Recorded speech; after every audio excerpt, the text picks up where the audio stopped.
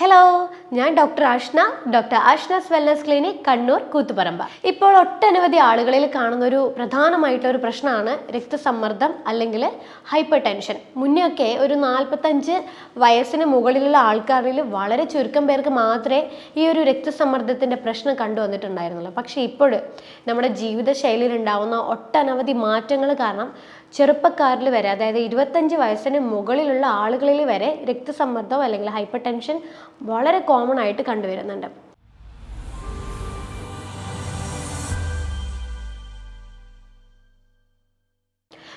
നമുക്ക് കുറച്ച് ദിവസങ്ങളായിട്ട് ഇങ്ങനെ കാഴ്ചകളൊക്കെ ഇങ്ങനെ മങ്ങിത്തുടങ്ങുക, തലവേദന വരിക, തല കറക്കം വരിക, ഭയങ്കരമായിട്ട് ദേഷ്യം കാര്യങ്ങളൊക്കെ വരാൻ തുടങ്ങുക, നെഞ്ച് വേദനയൊക്കെ ഇങ്ങനെ ഇടയ്ക്കിടെ വരാൻ തുടങ്ങുക.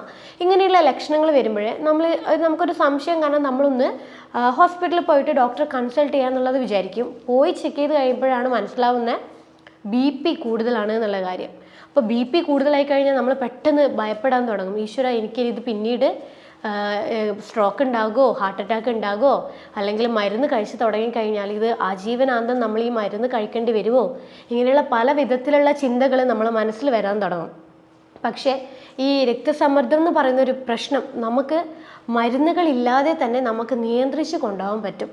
നമ്മുടെ ജീവിതശൈലിയിൽ ഉണ്ടാക്കുന്ന മാറ്റങ്ങൾ കൊണ്ട് തന്നെ നമ്മൾ ഉയർന്നിരിക്കുന്ന ബ്ലഡ് പ്രഷർ വരെ നമുക്ക് നോർമലാക്കിയിട്ട് കൊണ്ടുവരാൻ വേണ്ടിയിട്ട് സാധിക്കും. ഈ ബ്ലഡ് പ്രഷർ എന്ന് പറഞ്ഞാൽ അറിയാലോ, നമ്മുടെ രക്തക്കുഴലുകളിലേക്ക് വരുന്ന സമ്മർദ്ദം അല്ലെങ്കിൽ പ്രഷറിനെയാണ് രക്തസമ്മർദ്ദം എന്ന് പറയുന്നത്, അല്ലെങ്കിൽ ബ്ലഡ് പ്രഷർ എന്ന് പറയുന്നത്.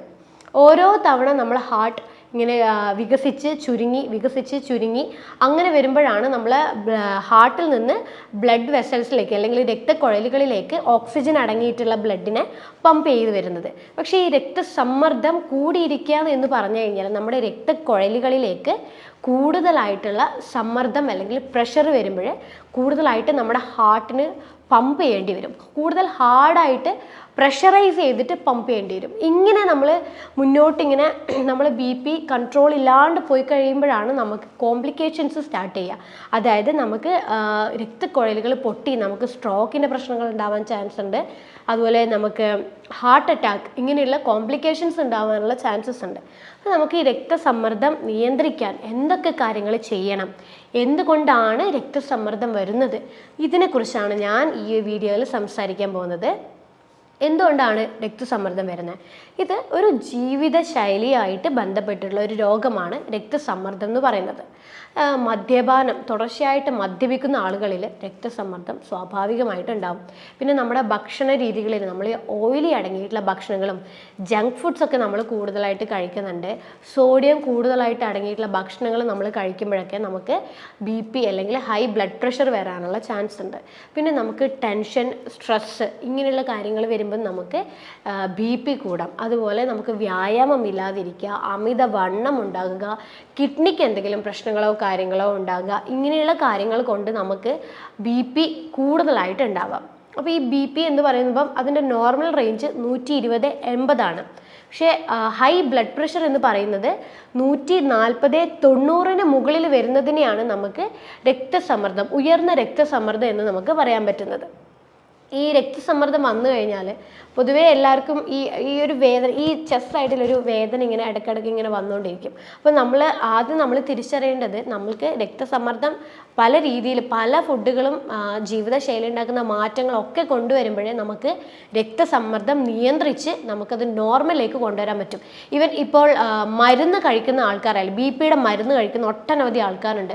അവർക്കായാലും ജീവിതശൈലിയിൽ ഉണ്ടാക്കുന്ന മാറ്റങ്ങൾ കൊണ്ട് ആ ഒരു മരുന്ന്, അതായത് BP നോർമൽ ആവുന്നതിനനുസരിച്ച് നമുക്ക് BP മരുന്ന് പതുക്കനെ ഡോക്ടറുടെ സഹായത്തോടു കൂടെ തന്നെ നമുക്ക് മരുന്നുകൾ നിർത്താനും പറ്റും. BP എപ്പോഴും ഒരു നോർമൽ റേഞ്ചിൽ നിൽക്കുകയും ചെയ്യും.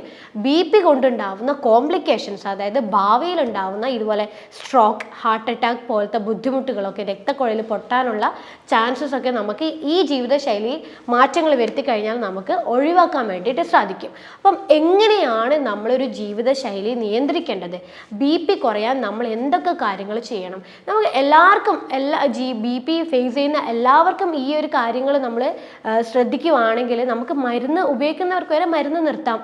പിന്നെ കൂടുതൽ കോംപ്ലിക്കേഷൻസ് ഭാവിയിൽ ഒരിക്കലും ഉണ്ടാവില്ല. നമ്മൾ ഒരിക്കലും ടെൻഷൻ ആവരുത്. BP ഉണ്ടല്ലോ, അതുകൊണ്ട് നമുക്കിനി ഭാവിയിൽ ഇത്രയും പ്രശ്നങ്ങൾ ഇനി ഉണ്ടാകുമോ എന്നുള്ള കാര്യം നമ്മൾ ഒരിക്കലും മനസ്സിൽ വെക്കരുത്. നമ്മൾക്ക് എങ്ങനെയെങ്കിലും പെട്ടെന്ന് മരുന്നുകളില്ലാതെ ഇതെങ്ങനെയെങ്കിലും കുറച്ച് നോർമലിലേക്ക് കൊണ്ടുവരാനുള്ള കാര്യങ്ങൾ ചെയ്യാൻ പറ്റും. അപ്പോൾ അത് എന്തൊക്കെയാണ് ചെയ്യേണ്ടത്? 5 മെത്തേഡ്സ് ആണ് നിങ്ങൾ നിങ്ങളുടെ ജീവിതശൈലിയിൽ മാറ്റങ്ങൾ വരുത്തേണ്ടത്. 5 കാര്യങ്ങൾ ചെയ്യുന്നത് വഴി നിങ്ങൾക്ക് BP നോർമലാക്കി കൊണ്ടുവരാൻ വേണ്ടി ശ്രദ്ധിക്കാം.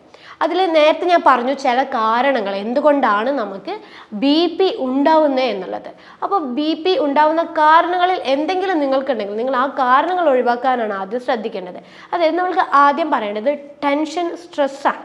അതായത് നമ്മൾ ഒരു നോർമൽ ഒരു ചുറ്റുപാട്, നമ്മൾ ചുറ്റുപാട് എന്ന് പറയുന്നത് ഇപ്പം ചിലവർക്ക് ജോലിയുടെ ഭാഗമാകാം, അല്ലെങ്കിൽ ചിലർക്ക് ഫാമിലിയുടെ ഭാഗമായിട്ടാവാം.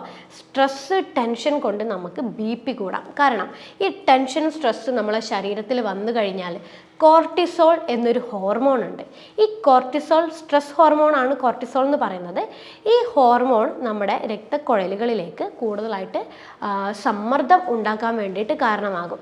അപ്പോൾ നമ്മൾ തുടർച്ചയായിട്ടുള്ള സ്ട്രെസ് ആയിട്ടുള്ള ഒരു എൻവിറോൺമെൻറ്റ് അല്ലെങ്കിൽ ഒരു ചുറ്റുപാടിലാണ് നമ്മൾ ജീവിക്കുന്നതെങ്കിൽ നമ്മൾ മാക്സിമം അത് കുറക്കാൻ വേണ്ടിയിട്ടുള്ള കാര്യങ്ങൾ നമ്മൾ ചെയ്യണം. ചിലപ്പോൾ നമുക്ക് ഇഷ്ടമുള്ള കാര്യങ്ങൾ എന്തെങ്കിലും നമ്മൾ ഫോക്കസ് ചെയ്യുക, ഫാമിലി ആയിട്ടുള്ള ടൈം നമ്മൾ കൂടുതലായിട്ട് സ്പെൻഡ് ചെയ്യുക, ഫ്രണ്ട്ഷിപ്പ് കാര്യങ്ങളൊക്കെ നന്നായിട്ടൊന്ന് മുന്നോട്ട് കൊണ്ടുപോകാൻ വേണ്ടി ശ്രദ്ധിക്കുക, മ്യൂസിക്, നല്ല നല്ല പാട്ടുകൾ കാര്യങ്ങൾ കേൾക്കാൻ വേണ്ടി ശ്രദ്ധിക്കുക. പിന്നെ ഫിസിക്കലി എന്തെങ്കിലും കാര്യങ്ങൾ ചെയ്യുക, എക്സസൈസ് കാര്യങ്ങളോ അല്ലെങ്കിൽ വീട്ടിൽ നമ്മൾ പറമ്പിലൊക്കെ ചെയ്യാൻ പറ്റുന്ന കാര്യങ്ങളോ അല്ലെങ്കിൽ വീട്ടിൽ എന്തെങ്കിലും കാര്യങ്ങളോ അങ്ങനെ എന്തെങ്കിലും നമുക്ക് സ്ട്രെസ്സ് ഒഴിവാകാനുള്ള കാര്യങ്ങൾ ചെയ്യാൻ പറ്റുവാണെങ്കിൽ നമുക്ക് കുറേ അധികം നമുക്ക് BP കൺട്രോൾ ചെയ്യാൻ പറ്റും. നമുക്ക് ഈ ടെൻഷൻ, സ്ട്രെസ്സൊക്കെ വരുമ്പോൾ നമുക്ക് ഭയങ്കര ദേഷ്യമൊക്കെ ഉണ്ടാവും, ഇമോഷണൽ ഇറിറ്റേഷൻ കൂടുതലായിട്ടാണ് ഉണ്ടാകുക. അപ്പോൾ നമ്മൾ സ്ട്രെസ് അല്ലെങ്കിൽ ടെൻഷൻ നമ്മൾ ഒതുക്കുമ്പോഴേ നമുക്ക് ഈ പെട്ടെന്നുണ്ടാകുന്ന ദേഷ്യവും കാര്യങ്ങളൊക്കെ നമുക്ക് ഒതുക്കാൻ പറ്റും. അത് കാരണം നമുക്ക് ഉയർന്ന രക്തസമ്മർദ്ദം നമുക്ക് നോർമൽ അളവിലേക്ക് കൊണ്ടുവരാൻ വേണ്ടിയിട്ട് സാധിക്കും. രണ്ടാമത്തെ കാര്യം നമ്മൾ ശ്രദ്ധിക്കേണ്ടത് നമ്മൾ വർക്കൗട്ട് ചെയ്യുക എന്നുള്ളതാണ്. പൊതുവേ ഇപ്പം ഒരു ഭൂരിഭാഗം ആളുകൾക്കും ശരീരം പ്രത്യേകിച്ച് അനങ്ങുന്ന പണികളൊന്നും ചെയ്യുന്നില്ല. രാവിലെ നമ്മൾ വർക്കിന് പോകുന്നു, വർക്ക് ചെയ്ത് കഴിഞ്ഞാൽ വീട്ടിൽ വരുന്നു, പിന്നെ നമ്മൾ ഫുഡൊക്കെ കഴിച്ച് ഉറങ്ങുന്നു, നെക്സ്റ്റ് ഡേ സെയിം റൊട്ടീൻ ഇങ്ങനെ കണ്ടിന്യൂ ചെയ്തുകൊണ്ടേ ഇരിക്കുക. പക്ഷേ ഈ ഭാഗങ്ങളിലായിട്ടൊന്നും നമുക്ക് വർക്കൗട്ടോ അല്ലെങ്കിൽ എക്സസൈസോ യോഗയോ ഒന്നും തന്നെ വരാതിരിക്കുമ്പോഴേ നമ്മുടെ രക്തക്കുഴലുകൾ ഭയങ്കര വീക്ക് ആവാൻ തുടങ്ങും. അപ്പോൾ അത് കാരണം കൊണ്ട് തന്നെ നമുക്ക് പിന്നീട് പോകുന്തോറും ഈ ബ്ലഡ് പ്രഷർ പോലുള്ള പ്രശ്നങ്ങൾ, ഹാർട്ട് മസിൽസ് ഒക്കെ ഭയങ്കരമായിട്ട് വീക്ക് ആവാൻ തുടങ്ങും. അത് കാരണം നമുക്ക് ഹൃദ്രോഗങ്ങൾ പിന്നീട് ഭാവിയിൽ ഉണ്ടാവാനുള്ള ചാൻസസ് ഉണ്ട്. അപ്പോൾ നമ്മൾ ഡെയിലി പറ്റുവാണെങ്കിൽ നമ്മൾ കാർഡിയോ വർക്കൗട്ടാണ് നമ്മൾ കൂടുതലായിട്ട് ശ്രദ്ധിക്കേണ്ടത്. അതായത് ഓട്ടം, നടത്തം, ഡെയിലി ഒരു 1.5 മണിക്കൂർ നടത്തം, അതുപോലെ നമ്മൾ പുഷപ്പ്, സിറ്റപ്സ്, അങ്ങനെയുള്ള വർക്കൗട്ട്, കാർഡിയോ വർക്കൗട്ട് നന്നായിട്ട് നമ്മൾ ഫോക്കസ് ചെയ്യാം. കാർഡിയോ വർക്കൗട്ട് നന്നായിട്ട് ഫോക്കസ് ചെയ്യുമ്പോൾ നമ്മളെ ഞരമ്പുകളൊക്കെ നന്നായിട്ട് ഹെൽത്തി ആവാൻ തുടങ്ങും. നമ്മുടെ രക്തക്കുഴലിൻ്റെ ഭിത്തികളിലോട്ടേക്ക് പോകുന്ന ഓവർ സമ്മർദ്ദം അല്ലെങ്കിൽ ഓവർ പ്രഷർ കുറയാൻ തുടങ്ങും, നോർമൽ ആവാൻ തുടങ്ങും. ഹാർട്ട് മസിൽസ് ഒക്കെ നന്നായിട്ട് റിലാക്സ് ആവാൻ തുടങ്ങും, നോർമൽ അളവിൽ മാത്രം ചുരുങ്ങാനും വികസിക്കാനും തുടങ്ങും. അങ്ങനെ വരുമ്പോഴേ നമുക്ക് ബ്ലഡ് പമ്പ് ചെയ്യുന്നത് കൂടുതലാണെങ്കിൽ അത് നോർമൽ ആവാൻ തുടങ്ങും, രക്തസമ്മർദ്ദം നമുക്ക് കൺട്രോൾ ചെയ്യാൻ പറ്റും. അപ്പോൾ ഇത് 2 കാര്യങ്ങൾ നമ്മൾ ഒരു റൊട്ടീനാക്കി, അതായത് നമ്മൾ വർക്കൗട്ട് നന്നായിട്ട് ചെയ്യുക, സ്ട്രെസ്സ് നമ്മൾ നന്നായിട്ട് കുറയ്ക്കുക, ഇതൊരു റൊട്ടീനാക്കിയിട്ട് നമ്മൾ മാറ്റാൻ വേണ്ടി ശ്രദ്ധിക്കാം. പിന്നെ നമ്മൾ ചെയ്യേണ്ട ഒരു കാര്യമാണ് ഭക്ഷണത്തിൽ ക്രമീകരണങ്ങൾ കൊണ്ടുവരിക എന്നുള്ളത്. നമ്മളറിയാം, നമ്മൾ ആദ്യം BP പേഷ്യൻ്റ് ആണെങ്കിൽ പൊതുവെ ഒരു ഡോക്ടറെ പോയി കൺസൾട്ട് ചെയ്ത് കഴിഞ്ഞാൽ അവർ എന്ത് ചെയ്യും, നിങ്ങൾ ആദ്യം ഫുഡ് കാര്യങ്ങളൊക്കെ ശ്രദ്ധിക്കേ, നമുക്ക് ഭക്ഷണമൊക്കെ ശ്രദ്ധിച്ചു കഴിഞ്ഞാൽ ഇത് നോർമലായിട്ട് വരും. എന്നിട്ടും മാറ്റില്ലെങ്കിൽ മാത്രം നമുക്ക് പിന്നീട് നോക്കിയിട്ട് ആവശ്യം പോലെ മാത്രം മരുന്ന് കഴിക്കുക എന്നുള്ളതാണ് എല്ലാ ഡോക്ടേഴ്സും പൊതുവേ പറയാം. അപ്പോൾ ഭക്ഷണത്തിൽ ആദ്യം നമ്മൾ ചെയ്യുന്നത് എന്താണ്, ഉപ്പ് ഒഴിവാക്കുക എന്നുള്ളതാണ്. കാരണം ഈ സോഡിയം അടങ്ങിയ ഭക്ഷണങ്ങൾ നമ്മൾ കൂടുതലായിട്ട് കഴിക്കുമ്പോൾ സ്വാഭാവികമായിട്ടും നമുക്ക് BP കൂടാനുള്ള പോസിബിലിറ്റി ഉണ്ട്. അപ്പം നമ്മൾ BP കൂടിയ ഒരു വ്യക്തി ആദ്യം എന്താ ചെയ്യാം, സോഡിയം, ഉപ്പ് നമ്മൾ പൂർണ്ണമായിട്ട് ഒഴിവാക്കും. പക്ഷേ ഉപ്പ് ഒഴിവാക്കിയിട്ടും BP നോർമൽ ആവാത്ത കുറേയധികം പേഷ്യൻസ് എൻ്റെ ക്ലിനിക്കിൽ വന്നിട്ടുണ്ട്. അവർ പറയാറുണ്ട്, ഉപ്പ് ഞാൻ കഴിക്കാറേ ഇല്ല, ഞാൻ ഫുള്ളായിട്ട് ഒഴിവാക്കി, എൻ്റെ BP ഇപ്പോഴും 150, 90, 150, 100 അങ്ങനെ തന്നെ നിൽക്കുന്നുണ്ട് എന്ന് പറയും. പക്ഷേ ശരിക്കും നമുക്ക് സോഡിയം കട്ട് ചെയ്ത് കഴിഞ്ഞാലും നമ്മുടെ നമ്മളെ ഹൃദയത്തിന് എന്ത് ന്യൂട്രീഷനാണ് ആവശ്യം? നമ്മുടെ ഹൃദയത്തിന് ആവശ്യം പൊട്ടാഷ്യമാണ്. നമ്മൾ പൊതുവേ കഴിക്കുന്ന ഉപ്പ് എന്ന് പറയുന്നത് സോഡിയം ക്ലോറൈഡ് അടങ്ങിയിട്ടുള്ള ഉപ്പാണ്. പക്ഷെ നമ്മളത് മാറ്റി നമുക്കത് പൊട്ടാഷ്യം ക്ലോറൈഡ് ആക്കിയിട്ടുള്ള ഉപ്പിലേക്ക് നമുക്ക് മാറാൻ പറ്റും. അതായത് ഇന്ദുപ്പ് എന്ന് പറയുന്നത് പൊട്ടാഷ്യം ക്ലോറൈഡ് ആണ്. പൊട്ടാഷ്യമാണ് നമ്മുടെ ഹൃദയത്തിൻ്റെ ആരോഗ്യത്തിന് വേണ്ടിയിട്ട് ഏറ്റവും നന്നായിട്ട് സഹായിക്കുന്ന ഒരു ന്യൂട്രീഷൻ എന്ന് പറയുന്നത്. അപ്പം നമ്മൾ ഉപ്പ് നേരെ ഷിഫ്റ്റ് ചെയ്തിട്ട് ഇന്ദുപ്പിലോട്ടേക്ക് നമ്മൾ സ്ഥിരമായിട്ട് എടുക്കുന്നത് കൊണ്ട് BP കൂടാൻ പോകുന്നില്ല. BP കുറയാൻ വേണ്ടിയിട്ട് മാത്രമേ സഹായിക്കുള്ളൂ. ഉപ്പ് എന്ന് കേൾക്കുമ്പം നിങ്ങൾക്ക് എപ്പോഴും എന്തുപ്പായാലും BP കൂടും എന്നുള്ളൊരു ചിന്ത വേണ്ട. ഉപ്പിൽ പലതരം ഉപ്പുകളുണ്ട്. അപ്പം ഇന്ദുപ്പ് നല്ലതാണ്, പൊട്ടാഷ്യമാണ്. പൊട്ടാഷ്യം നമ്മുടെ ഹൃദയത്തിൻ്റെ ആരോഗ്യത്തിന് നല്ലതാണ്. അപ്പോൾ നമ്മൾ ഇന്ദുപ്പ് സ്ഥിരമാക്കാൻ വേണ്ടിയിട്ട് ശ്രമിക്കുക. അപ്പോൾ ഭക്ഷണത്തിൽ ആവശ്യത്തിന് അളവിന് നമുക്ക് ഇന്ദുപ്പ് ഉൾപ്പെടുത്തുന്നതിൽ യാതൊരു പ്രശ്നമില്ല. പിന്നെ ഈ പൊട്ടാഷ്യം അടങ്ങിയ ഭക്ഷണങ്ങളാണ് നമ്മൾ നന്നായിട്ട് ശ്രദ്ധിക്കേണ്ടത്. അതായത് ഈ പൊട്ടാഷ്യം അടങ്ങിയ ഭക്ഷണത്തിൽ ഏറ്റവും നല്ലോണം ഉള്ളത് നമ്മളെ നേന്ത്രപ്പഴത്തിൽ നന്നായിട്ട് പൊട്ടാഷ്യം അടങ്ങിയിട്ടുണ്ട്. അതുപോലെ തക്കാളിയിൽ പൊട്ടാഷ്യം അടങ്ങിയിട്ടുണ്ട്. വെളുത്തുള്ളിയിൽ പൊട്ടാഷ്യം അടങ്ങിയിട്ടുണ്ട്. അപ്പോൾ വെളുത്തുള്ളിയുടെ ചമ്മന്തി അല്ലെങ്കിൽ വെളുത്തുള്ളി ചുട്ടിട്ട് 2 എണ്ണമൊക്കെ ഡെയിലി കഴിക്കുന്നത് നമുക്ക് BP കുറയാൻ വേണ്ടിയിട്ട് നല്ലതാണ്. അതുപോലെ നമ്മൾ ഈ വാൾനട്ടിലൊക്കെ പൊട്ടാഷ്യം നന്നായിട്ട് അടങ്ങിയിട്ടുണ്ട്. ഫ്ലാക്സ് സീഡിൽ പൊട്ടാഷ്യം നന്നായിട്ട് അടങ്ങിയിട്ടുണ്ട്. പിന്നെ ഒരുവിധം എല്ലാ വെജിറ്റബിൾസിലും ഫ്രൂട്ട്സിലും നന്നായിട്ട് പിന്നെ പൊട്ടാഷ്യം അടങ്ങിയിട്ടുണ്ട്. പക്ഷേ നമ്മൾ ഫ്രൂട്ട്സും വെജിറ്റബിൾസും നമുക്ക് എന്തോരം കഴിക്കാൻ പറ്റും? നമുക്കൊരു ലിമിറ്റിലല്ലേ കഴിക്കാൻ പറ്റുള്ളൂ. പക്ഷേ നമുക്ക് എത്ര ഫ്രൂട്ട്സ് കഴിഞ്ഞാൽ നമുക്ക് ഡെയിലി റിക്വയർമെൻറ്റ് കണക്കിന് നമുക്ക് ഒരിക്കലും പൊട്ടാഷ്യം ബോഡിയിലേക്ക് കിട്ടില്ല. അതിനാണ് നമ്മൾ പൊട്ടാഷ്യം ക്ലോറൈഡ് അടങ്ങിയ ഇന്ദുപ്പ് നമുക്ക് ഉൾപ്പെടുത്തേണ്ടത്. അപ്പം വെജിറ്റബിൾസ് നല്ല തോതിൽ ഇന്ദുപ്പ് നമ്മൾ ഡെയിലി ഭക്ഷണത്തിൽ ഉൾപ്പെടുത്താൻ വേണ്ടിയിട്ട് ശ്രദ്ധിക്കാം. അപ്പം ഇത്രയും ഫുഡുകൾ നമ്മൾ ഉൾപ്പെടുത്താൻ വേണ്ടിയിട്ട് ശ്രദ്ധിക്കുക.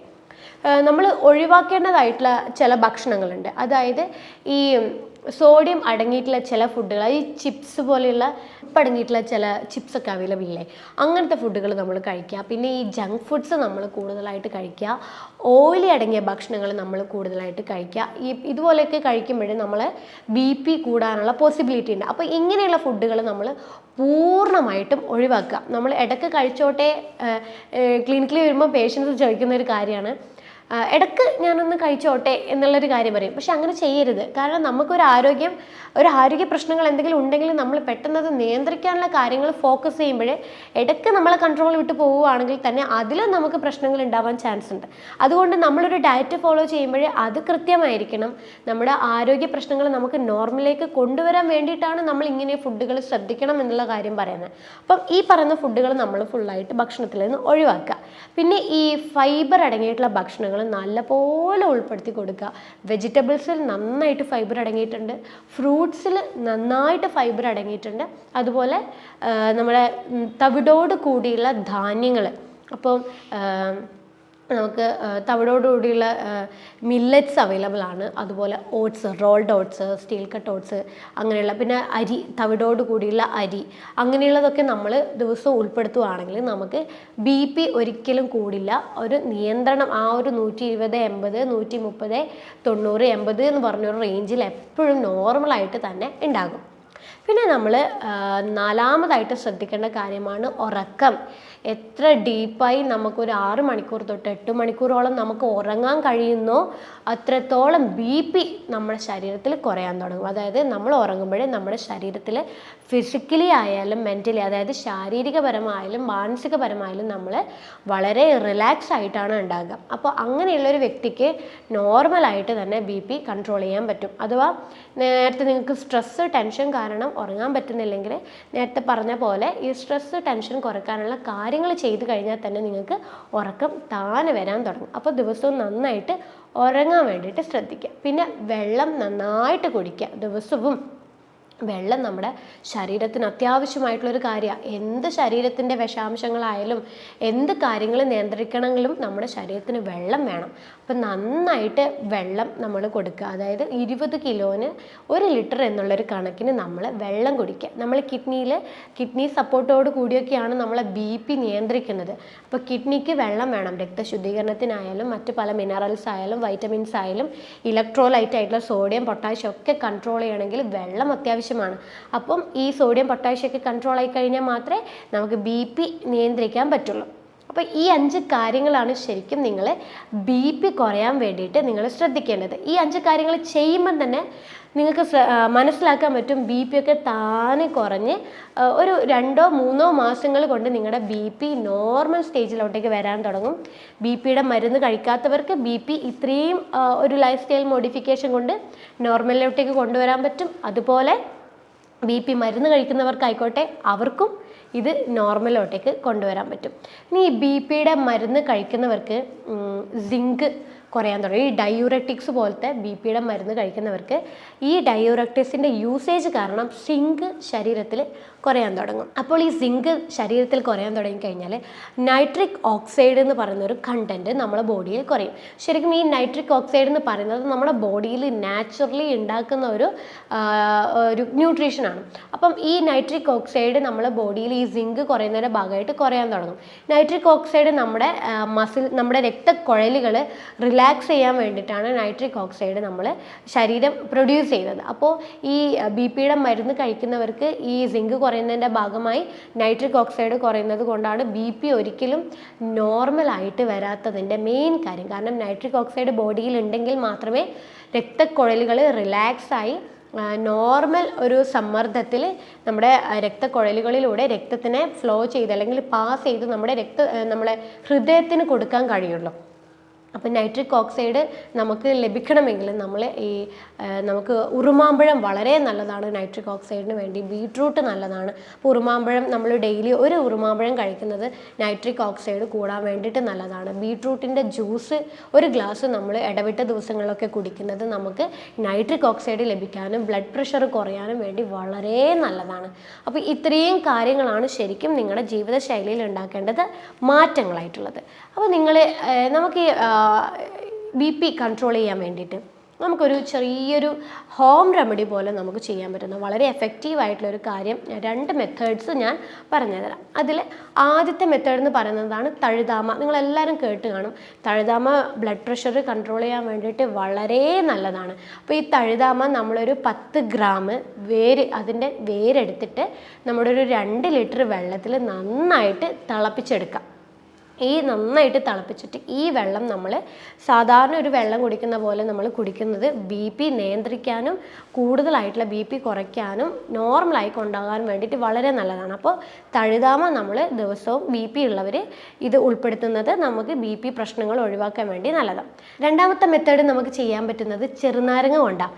ചെറുനാരങ്ങ, പഴുത്ത ചെറുനാരങ്ങ എടുക്കുക, മഞ്ഞ നിറത്തോട് കൂടിയുള്ള ചെറുനാരങ്ങ എടുക്കുക. ഈ 2 ചെറുനാരങ്ങ 2 എണ്ണം മതി. 2 ചെറുനാരങ്ങ നമ്മൾ മിക്സിയിൽ തോടോട് കൂടി അതിൻ്റെ കുരു കളഞ്ഞിട്ട് അടിച്ചെടുക്കുക. വെള്ളത്തിൽ മിക്സിയിൽ നന്നായിട്ട് മിക്സ് ചെയ്തെടുക്കുക. എന്നിട്ട് ഇത് 2 ലിറ്റർ വെള്ളമായിട്ട് മിക്സ് ചെയ്തിട്ട് ഈ വെള്ളം തന്നെ നമ്മൾ കുറച്ച് നാളുകളോളം BP കൺട്രോൾ ആവാൻ വേണ്ടി കുറച്ച് നാളുകളോളം എടുക്കുന്നത് BP കുറയാൻ വേണ്ടിയിട്ട് വളരെ വളരെ എഫക്റ്റീവാണ്. അപ്പോൾ ഈ 2 മെത്തേഡ്സ്, ഈ 2 ഹോം റെമഡി നമുക്ക് വീട്ടിൽ നിന്ന് തന്നെ ചെയ്യാൻ പറ്റുന്ന ഈ 2 കാര്യങ്ങൾ ചെയ്യുമ്പോൾ തന്നെ BP താനെ കുറയാൻ തുടങ്ങും. അപ്പം ഈ കാര്യങ്ങളും അതിൻ്റെ കൂടെ ഞാൻ നേരത്തെ പറഞ്ഞ പോലെ എല്ലാ തരത്തിലും ജീവിതശൈലിയിൽ എല്ലാ രീതിയിലും നിങ്ങൾ മാറ്റം വരുത്തി കഴിഞ്ഞാൽ തന്നെ നിങ്ങളുടെ BP നോർമൽ അവസ്ഥയിലുണ്ടാവും. BP കാരണം ഉണ്ടാവുന്ന കോംപ്ലിക്കേഷൻ, സ്ട്രോക്ക്, ഹാർട്ട് അറ്റാക്ക്, രക്തക്കുഴലുകൾ പൊട്ടിപ്പോവുക, അങ്ങനെയുള്ള പല പ്രശ്നങ്ങളും നമുക്ക് ഒഴിവാക്കാൻ വേണ്ടിയിട്ട് സാധിക്കും. അപ്പം നിങ്ങൾ നല്ലൊരു ജീവിതശൈലി ചിട്ടയോടുകൂടി മുന്നോട്ട് കൊണ്ടുപോയി കഴിഞ്ഞാൽ നല്ലൊരു ആരോഗ്യം നിങ്ങൾക്ക് നിലനിർത്തിക്കൊണ്ടാകാൻ പറ്റും. അടുത്തൊരു ഹെൽത്ത് ടോപ്പിക്കുമായിട്ട് അടുത്ത വീഡിയോയിൽ കാണാം. അതുവരേക്കും ബൈ.